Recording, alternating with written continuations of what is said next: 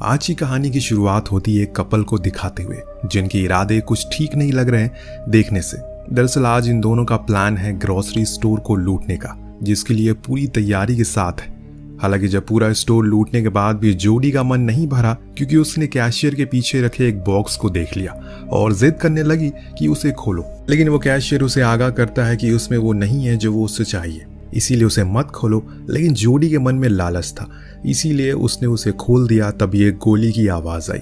हम सीधा पहुंच गए एक वीराने जंगल में, जहां एक सहमी सी अकेली लड़की जो न जाने कब से यहाँ भूख के कारण भटक रही है। आगे पीछे उसके कोई नहीं था, न जाने क्या हुआ था उसके साथ अतीत में जो अभी इस हाल में है वो। लेकिन फिलहाल अभी उसे अपने सामने एक लकड़ी की झोपड़ी दिखाई देती है। वो फौरन उसके अंदर चली गई, जहाँ समांथा को खाने से भरा एक बैग दिखा। जो कुछ भी था उसके हाथ लगा, उसे वो खाना शुरू कर देती है। लेकिन तभी बाहर से किसी की डरावनी आहट सुनाई दी। कोई तो है जो इस तरफ बढ़ रहा है। इस डर के चलते ही समांथा वहां रखे एक बेड के नीचे छुप गई। तभी वो शख्स अंदर आया। हाथ में उसके एक कुल्हाड़ी थी, पर वो कौन था ये हम नहीं देख सके। उसने अपने खाने का बैग उठाया और चुपचाप चल पड़ा। नीचे छुपी समांथा चुपचाप सहमी सी छुपी रहती है। जब कुछ समय बीत गया तो उसने निर्णय लिया कि अब उसे यहाँ से बाहर निकलना चाहिए, इसीलिए वो फौरन भागने का फैसला करती है। लेकिन तभी अचानक उसकी टक्कर उसी आदमी से हो गई जिसका नाम टॉम था। लेकिन वो उसे कोई नुकसान नहीं पहुंचाता, बल्कि वो तो उसकी मदद करता है। जो देख समांथा उससे माफी मांगती है कि उसने उसके बैग से खाना चुराया, क्योंकि वो 2 दिन से भूखी थी। दरअसल उसकी कार खराब हो गई है बीच रास्ते में, तो उसका हस्बैंड पास के ही पेट्रोल पंप पर गया मदद के लिए, लेकिन अभी तक वो लौटा ही नहीं। इत्तेफाक की बात यहाँ ये थी कि टॉम की कार भी खराब हो चुकी है, बल्कि वो तो यहाँ 3 दिन से फंसा हुआ है। अब ये सुनते ही समांथा घबरा गई और कहा कि उसे जाना होगा अपनी पति के लिए, हो सकता है कि वो आ गया हो। तो टॉम भी उसके साथ जाता है, लेकिन वहाँ कोई नहीं था, इसीलिए दोनों वहाँ एक नोट छोड़ देते हैं। कुछ गर्म कपड़े लेकर वापस उसी झोपड़ी में आ गए। अब रात होने पर यहाँ का तापमान बहुत ज्यादा गिर जाता है, इसीलिए टॉम उसे कंबल ओढ़ने को कहता है जो वो कार से लेकर आई थी। पर उसे ये समझ नहीं आया कि उसका पति उसे ऐसे बीच जंगल में अकेले छोड़कर क्यों चला गया। साथ लेकर भी तो जा सकता था। तो समांथा ने बताया कि वो प्रेग्नेंट है, इसीलिए उसने ऐसा किया होगा। ये सुनने पर टॉम उसके बेड पर सोने को कहता है और खुद जमीन पर सोने की बात करता है। सोने से पहले उसने उसे पीने का पानी दिया, जो कि वो पास में बह रही एक झील से लेकर आया था। लेकिन अजीब बात यह थी कि अगले दिन जब वो वापस गया तो वो झील का नामो निशान ही नहीं था। पर इन्हीं उलझन भरे सवालों को लेकर दोनों सोने के लिए चले जाते हैं। बीच में समांथा को एक बुरा सपना भी आता है, जिससे कि सुबह उसकी जल्दी आंख खुल जाती है। लेकिन आसपास उसे टॉम कहीं दिखाई नहीं देता। बाहर गई तो उसे एक सफेद बालों वाली लड़की बेहोश पड़ी मिली। फौरन वो उसे लेकर झोपड़ी के अंदर आई। इधर टॉम अपनी कार में से कुछ फ्यूल निकालता है ताकि वो उसे समांथा की कार में डाल दे, जिससे वो लोग यहाँ से निकल सके। इधर इस तरह उस सफेद बाले वाली लड़की को होश आता है। तब हम पहचान पाते हैं, अरे ये तो जोडी है, वही ग्रोसरी स्टोर पर चोरी करने वाली लड़की। पर ये यहाँ कैसे आ गई? अब जब उसने समांथा को देखा, सोचा कि ये कोई गलत औरत है और ये जगह उसी की है। तो समांथा ने उसे पूरी दास्तान बताई, लेकिन अब भी उसे उस पर यकीन नहीं हो रहा है, इसीलिए गुस्से में वो झोपड़ी से बाहर चली गई। इस दौरान टॉम फ्यूल लेकर आ रहा होता है तो अचानक 2 बारी गोली चली, जिससे वो इतना ज्यादा डर जाता है कि उसके हाथ से वो फ्यूल गिर जाता है। उसने आवाज लगाई क्या कोई आस पास है, पर यहाँ कोई नहीं था, इसीलिए वो वापस आ गया। उसने एक अनजान लड़की को समांथा के साथ देखा, जो असल में जोडी ही थी। उसने बताया कि उसके बॉयफ्रेंड के साथ उसकी लड़ाई हो गई, इसीलिए वो उसे यहाँ अकेला छोड़कर चले गया। पर अब उसे घर वापस जाना है। उसकी बातें सुन टॉम उसे यहाँ रहने के लिए मान जाता है, पर बदले में उसे भी उनके कामों में हाथ लगाना होगा। नेक्स्ट डे समांथा और उसमें अच्छी बातें होती है, जिससे कि अब उनमें दोस्ती भी हो जाती है। पर वहाँ टॉम की तो परेशानियाँ खत्म ही नहीं हो रही है। वो नोटिस करता है जितनी दूर वो अपनी लोकेशन से जा रहा है, उतना ही वो उसके करीब होता जा रहा है। यानी कि बार बार वो लौट कर उसी झोपड़ी के पास आ जाता है, जो चीज उसे बहुत ही अजीब लगती है। और इसीलिए वापस इन दोनों के पास आता और कहने लगा ये जगह ठीक नहीं है, हमें यहाँ से चलना चाहिए। पर मुझे एक बात जाननी है, असल में तुम लोग जा कहाँ रहे थे और ये जगह कौन सी है, यहाँ किसी को पता है? तो समांथा ने कहा कि उसके पति ने बताया कि ये न्यू हैम्पशायर है। पर जोडी कहती है जगह तो डकोटा है। तो वहीं टॉम कहता है कि वो लॉस एंजलिस वाले रूट पर था। इन सब बातों के बाद अब ये समझ चुके हैं कि ये बहुत बड़ी मुसीबत में है, और इसीलिए टॉम ने मन बनाया कि वो लोग कल सुबह जितनी दूर जा सकते हैं उतनी दूर जाएंगे, ताकि किसी की मदद ले सके या फिर कुछ और तरीका निकाल सके इस जगह से बाहर निकलने का। रात होने पर जोडी और टॉम दोनों एक साथ एक बड़ा ही अजीब सपना देखते हैं। जिसमें उन्हें कोई इंजेक्शन लगा रहा है, और कुछ इसी तरह का समानता का भी था जिसमें वो दर्द से कर्रा रही है। खैर सुबह हुई तो ये लोग अपना सामान समेट कर चलना शुरू करते हैं। समानता और जोडी के बीच बातें होती है जिसमें वो उसे अपने अतीत के कुछ पन्ने साझा करती है, जैसे कि उसकी माँ उसे जन्म देते ही मर गई, तब से वो अनाथ आश्रम में पली बड़ी है। तभी अचानक उसके पैर पर एक चीज टकराई और वो गिर पड़ी। उसी समय उसके जेब से पैसों की गड्डी गिरी, जिसे देख टॉम अचंभित हो गया और जल्दी ही पूछा कि इतने पैसे तुम्हारे पास कहाँ से आए। जवाब में कहा कि ये उसकी खुद की सेविंग है जो उसने अपने बॉयफ्रेंड के साथ रखी थी, पर जाते टाइम उसने उसे ले ली। तभी समानता की नजर उसी चीज पर पड़ी जिसे जोडी टकराई थी। ये एक हैंडल था। जब टॉम ने अपनी कुल्हाड़ी से उसे तोड़ा तो वो असल में एक जर्मन बंकर होता है, जिसके अंदर सारी जंगी सामान रखे थे और कुछ कैन फूड भी थे जिस पर नाजी आर्मी का सिंबल बना था।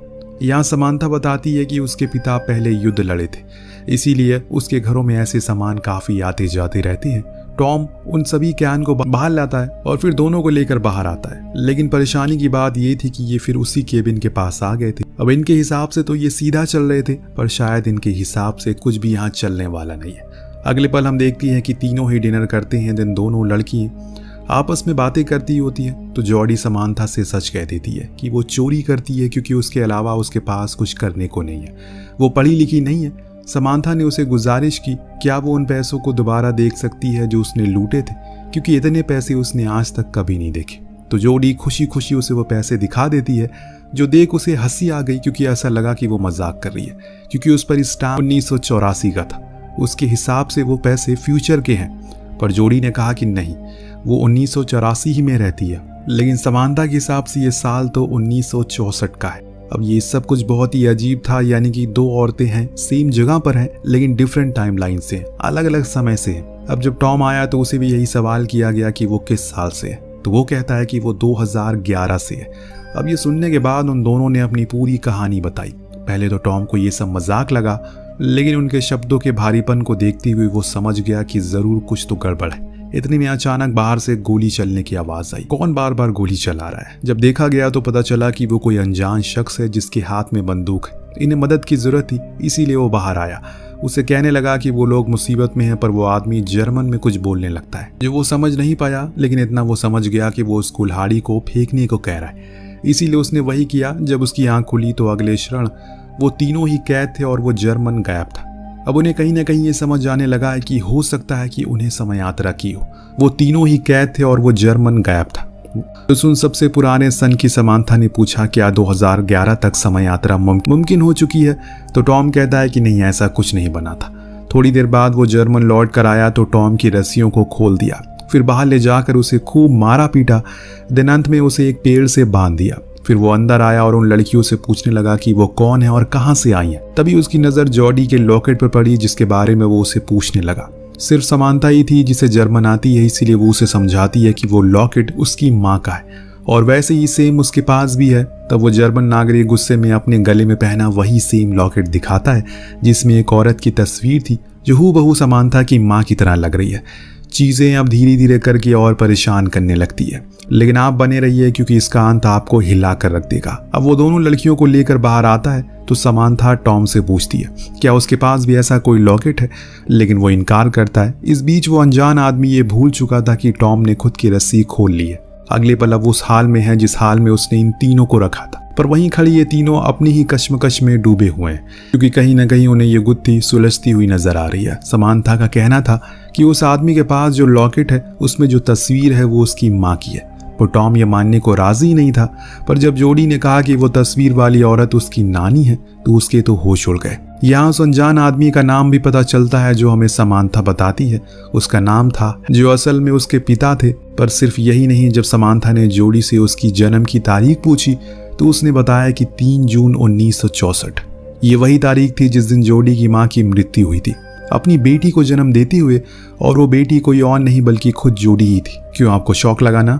अब पूरे केबिन में शौक का मातम पसरा हुआ है। बात ही कुछ इस तरह सामने आई है, सभी के होश उड़ चुके हैं। समानता को जब पता चला कि उसका पति असल में युद्ध में मारा गया तो वो रोते हुए केबिन से बाहर चलेगी। लेकिन सिर्फ यही नहीं, यहाँ एक और राज से पर्दा उठता है। बाहर बैठा टॉम जॉडी को बताता है कि वो असल में उसकी माँ एक चोर थी, पर वो उसकी इस बात को नकार दे क्योंकि उसके पास ऐसा कोई लॉकेट नहीं था। पर उसका कहना था कि उसके पास सेम लॉकेट है, पर वो अभी उसके घर पर है। वो बताता है कि उसकी माँ एक चोर थी जो अपने पति केविन के साथ शहर के गैस स्टेशन ग्रोसरी स्टोर को लूटा करती थी, लेकिन एक दिन उन्होंने खुद अपने पति को मार डाला, जिसके जुर्म में उन्हें फांसी हो गई। ये एक कड़वा सच था जो असल में हकीकत थी, पर यह चीज जोडी सुन नहीं पाती और वो भी केबिन से बाहर आ जाती है। बाहर बैठी उदास समांथा के पास उसकी बेटी जॉडी गई। अब वो एहसास कुछ अलग है, पहले वाली चीज खत्म हो चुकी है, क्योंकि समांथा को जब से पता चला कि वो अपनी बेटी को जन्म देते मर जाएगी, उसकी तो मानो दुनिया ही उजड़ गई। लेकिन वो खुश है क्योंकि उसकी बेटी जिंदा है और उसके नाना नानी उसका ख्याल रखेंगे बाद में। लेकिन जोडी ने बताया कि नाना नानी उस पर बहुत अत्याचार करते हैं और हमेशा भूखा रखते हैं, इसीलिए उसने बचपन में ही उसे घर छोड़ दिया। ये सुनने के बाद वो रोने लगी और फौरन केबिन में आकर हैंसमैन यानी कि अपने पिता को सारी बात समझाई और फिर उसे फ्री करने की कोशिश में लग गई। पर टॉम उसे ऐसा करने से मना करता है क्योंकि वो खतरनाक हो सकता है, पर समांथा को यकीन है कि उसके पिता उसे कुछ नहीं करेंगे। लेकिन जैसे ही वो फ्री हुआ, अपनी बंदूक और कपड़े लेकर भाग गया वहां से। इस बीच समांथा को फिर से अपना वही डरावना सपना याद आता है जब वो अपने बच्चे को जन्म देते हुए मर गई थी, क्योंकि उस समय एडम यानी कि उसका पति जंग में था और घर पर एम्बुलेंस लेट पहुंची।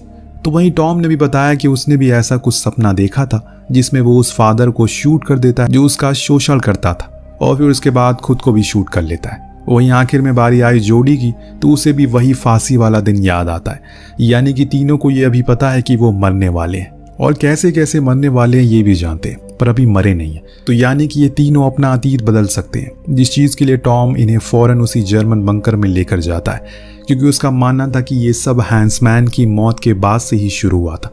तो हमें सबसे पहले उसे रोकना होगा। समांथा ने बताया कि उसके पिता की मौत 14 मई को हुई पोलैंड में एक एयर स्ट्राइक में, और आज 14 मई थी और जिस जगह ये खड़े हैं वो पोलैंड ही है, यानी कि उनके पास मौका है।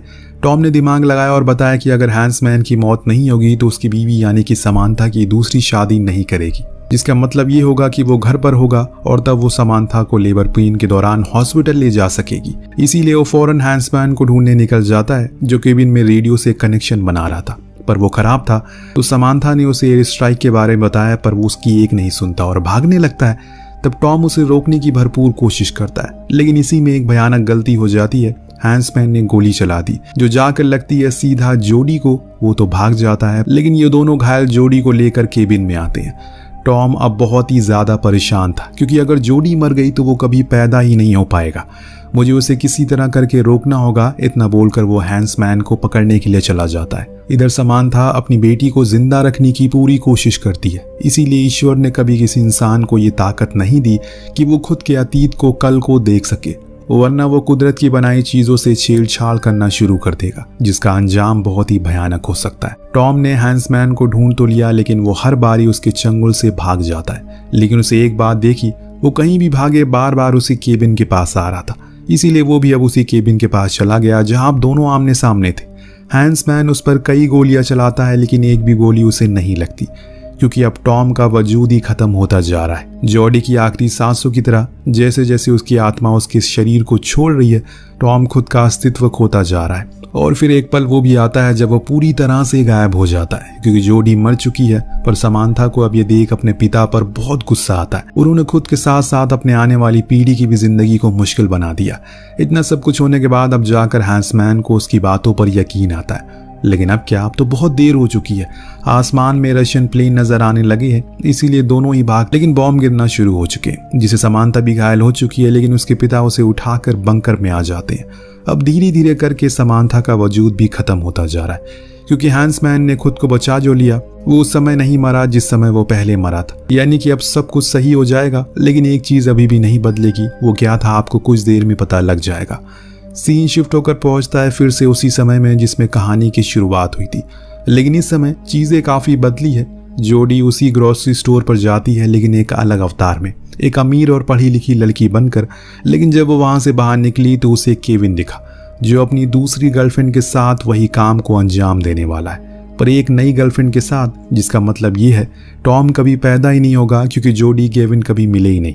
और ऐसा इसलिए हुआ क्योंकि समांथा अभी जिंदा है, जिसे हम अगले सीन में देखते हैं, जिसके हाथ में अपने पिता की अस्थियां हैं, जिन्हें मान सम्मान के साथ उसने श्रद्धांजलि दे दी 1964 में। अंत में हम फिर से उसी स्टोर में देखते हैं जहां केविन की नई गर्लफ्रेंड अमेली ने सब कुछ लूट लिया, लेकिन अंत में उसकी भी लालच खत्म नहीं हुई और उसकी नज़र कैशियर के पीछे रखे उस बॉक्स पर पड़ी, जिसे खोलने को उसने कहा, लेकिन कैशियर ने उसे आगाह किया अगर वो अंदर गई तो अब कुछ भी नहीं सुधर पाएगा। पर वो नहीं मानी और बूम एक गोली चली, जिसके साथ ही कहानी का यही पर अंत होता है। दोस्तों, ये एक बहुत ही कमाल की कहानी है जो हमारे और आपके दिमाग को पूरी तरह से घुमा कर रख देती है। कहानी कैसी लगी हमें कॉमेंट करके जरूर बताएगा। मिलते हैं अगले वीडियो में। Thank you so much watching. Peace out.